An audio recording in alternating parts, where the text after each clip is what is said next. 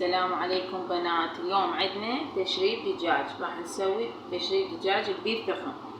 هسه هذا عندنا دجاجة غسلتها وقطعتها ونظفتها.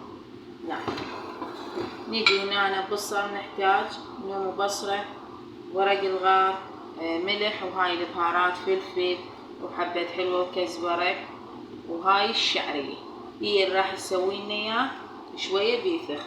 هسه راح نروح نشتغل ونحطهم على النار. هسه هنا حطيت القدر على النار، ندب شوية زيت،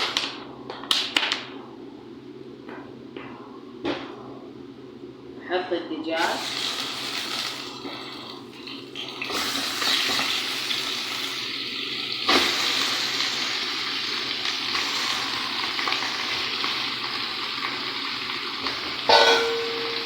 راح اخلي البصل كل هالمواد واللومي والملح والبهارات كلها راح اخليها هنا، كلها حطها هنا. هسه اغليه واخليه شوية ياخذ حمسة ولون.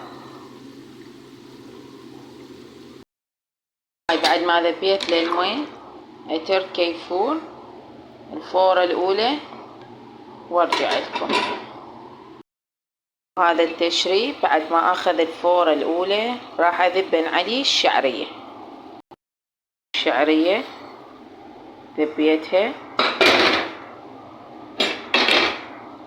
اقلبها. هسه راح اغلقه وخليه ياخذ له بعد فورة. هاي بنات رجعنا وهذا التشريب شوفوا شلون شوية بيثخن. شوفوا واستوى الدجاج، هذا الدجاج مستوي طيب.